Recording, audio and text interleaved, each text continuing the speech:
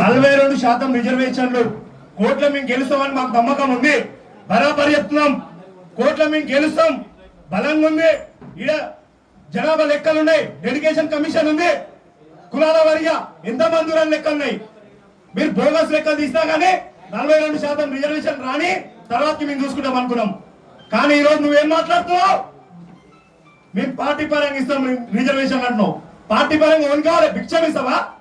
భిక్షం ఇచ్చినా కానీ మేము భిక్ష పడుకునే లెక్క కొడతామా? బరాబర్ చెప్తున్నాం. కృష్ణన్న గారు పోరాడి అనేక ధర్నాలు, ర్యాలీలు, రాష్ట్రోకలు సంవత్సరం నుంచి చేస్తుండు. దేనికోసం చేస్తుండు? ఈ రోజు 42% రిజర్వేషన్లు వస్తే కృష్ణన్నకి ఏమో కాదు.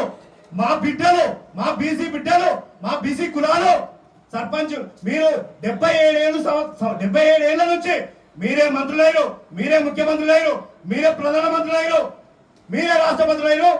కానీ కనీసం బీసీలు sarpanch, ward member, MPDC, ZPDC కూడా కావద్దా? ఇదేనా ధర్మం? ఇదేనా న్యాయం? అంటే మీకో న్యాయం, మాకో న్యాయం. మా తమ్ముల వాట 77 ఏళ్ల నుంచి మీరే తింటిరి, మీ అన్నల వాట మీరే తింటిరి. ఈ రోజు ఒక తల్లి పిల్లలు పుట్టినాం మనం. ఏం తమ్ముల వాట తమ్ములకి ఇవ్వవా? ఇది ఎన్ని రోజులు మంచితనంతో మేము అడుగుతున్నాం. కానీ మీ మీద కొట్లాడ చేసి కాదు, బరాబర్ అన్నదమ్ములం కాక కొట్లాడ తీసుకుంటామని కూడా చెప్తున్నా. 42% రిజర్వేషన్లు ఇచ్చిన తర్వాతకే నువ్వు ఎన్నికలకు పోవాలి. లేదు 10 రోజులు వస్తుందని నిన్న క్యాబినెట్ మీటింగ్ పెట్టడం వల్లే ఈరోజు మేము మాట్లాడుతా ఉన్నాం.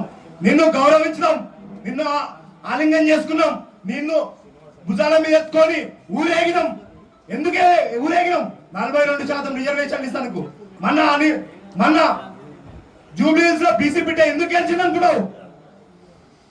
బీసీలో ఓట్లు వేయడం పట్టుకనే బీసీ బిడ్డ గెలిచిండు. అదే ఒక రెడ్డికో, ఓ వెలుమకో నువ్వు ఇచ్చుంటే గెలుచువా?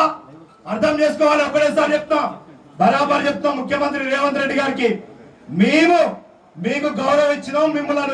మిమ్మల్ని ఏ విధంగా అంటే ఆ విధంగా మీకు అపూర్వమైన గౌరవం ఇచ్చినాం.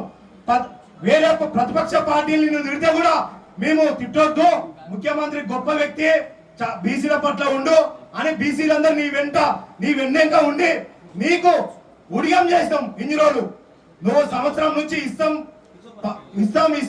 జీవితం ఇస్తాం, గవర్నర్ దగ్గర ఉంది అన్ని చెప్పినావు. కానీ ఈ రోజు నువ్వేం మాట్లాడుతున్నావు? మేము పార్టీ పరంగా ఇస్తా అంటున్నావు.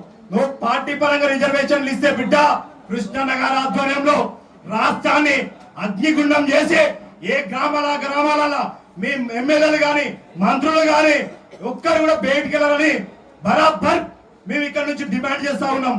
బిడ్డ, ముఖ్యమంత్రి రేవంత్ రెడ్డి, నువ్వు గనక బీసీలకు 42% రిజర్వేషన్లు ఇవ్వకుండా మేము పార్టీల పరంగా ఇస్తామంటే మాత్రం మేము ఊకునేది లేనే లేదు. ఏం రాజ్యాంగంలో ఇక్కడ రాసిరా? ఏం ఇంతవరకే సీలింగ్ ఉండాలని? 243 D6 క్లియర్ రాజ్యాంగం. ఫస్ట్ నీ అడ్వకేట్ పిలిచి చెక్ చేసుకో. ఫస్ట్ ఎందుకు గెలవలేము? పక్క రాష్ట్రాలలో బీసీ ఉద్యమం తక్కువ ఉంది, కానీ మన తెలంగాణ రాష్ట్రంలో పురుగులో కట్టిన తెలంగాణ ఉద్యమం ఏ విధంగా ఉందో ఈ రోజు బీసీ ఉద్యమం అదే విధంగా ఉంది. పోయిన నెల కృష్ణన్న మీరు ఇదే తమాషాలు చేస్తారని కోర్టు స్టే ఇచ్చినందుకే బంధిస్తే ప్రతి గ్రామంలో అగ్నిగుండంలో ఎక్కడెక్కడ పిల్ల పిట్టుకుమనకుండా బయటికి వెళ్ళకుండా బంధు సంపూర్ణంగా ఇచ్చారు.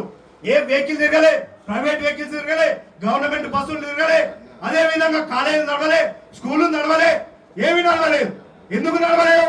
బీసీలు ఏకతాటి గుర్రు. నువ్వు 42% రిజర్వేషన్లు ఇవ్వకుండా ఇవే డ్రామాలు చేసే బిడ్డ నీ తోలు తీస్తారని కూడా చెప్తా. బీసీలు వచ్చి ఈ ఒక ఆయన ఫామ్ హౌస్ కి ఎట్లా పరిమితమైందో రేపు నువ్వు కూడా పరిమితం అవుతామని బరాబర్ చెప్తున్నాం. ఈ అవకాశం ఇచ్చిన నీల వెంకటేష్ గారికి నా యొక్క ధన్యవాదాలు.